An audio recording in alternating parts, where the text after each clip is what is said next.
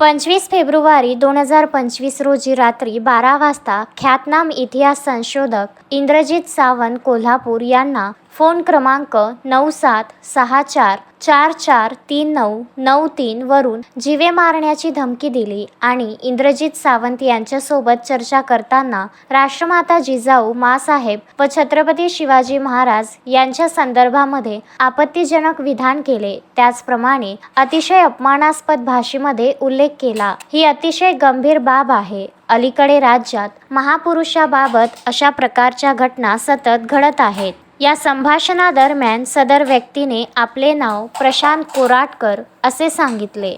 तसेच मुख्यमंत्री महाराष्ट्र राज्य यांचा उल्लेख करीत जातीय तेढ निर्माण होईल असे धमकीवजा वक्तव्य केले। यामुळे महाराष्ट्रातील सामाजिक सलोखा बिघडण्याची शक्यता आहे। याचा निषेध म्हणून अमरावती जिल्ह्यातील विविध सामाजिक संघटनेच्या वतीने शिवसन्मान महामोर्चाचे आयोजन केले आहे। हा महामोर्चा सोमवारी 3 मार्च 2025 रोजी डॉक्टर भाऊसाहेब देशमुख स्मारक पंचवटी चौक येथून निघेल। डॉक्टर बाबासाहेब आंबेडकर स्मारक इरविन चौक येथे डॉक्टर बाबासाहेब आंबेडकर यांच्या पुतळ्याला अभिवादन करून जिल्हाधिकारी कार्यालय येथे पोहोचेल। जिल्हाधिकाऱ्यांच्या मार्फत मुख्यमंत्री महाराष्ट्र राज्य यांना याबाबतचे निवेदन देण्यात येईल। जिल्ह्यातील सर्व जनतेला, सामाजिक संघटना व राजकीय पक्षांना या मोर्चामध्ये हजारोंच्या संख्येने सामील होण्याचे आवाहन शिवसन्मान महामोर्चा आयोजन समितीने केले आहे।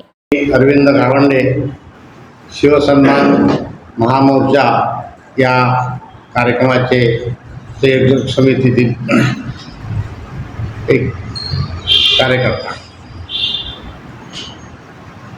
3 मार्च 2025 रोजी शिवसन्मान महामोर्चाचं आयोजन करण्यात आलेलं आहे। छत्रपती शिवाजी महाराजांवर वाटेल तसे चुकीचे आरोप करून प्रशांत कोराटकर नागपूर यांनी आपली स्वतःची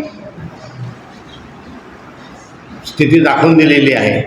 जे सूर्यावर थुकावं अशापैकी त्यांनी स्वतः केलेलं आहे आणि हे आज नाही, हे सातत्यानं होत आलेलं आहे।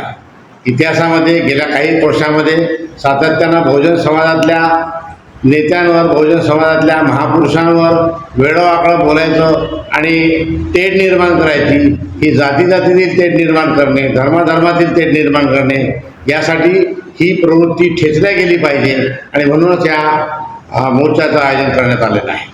अशोकभाई जोशी, विदर्भ न्यूज, अमरावती।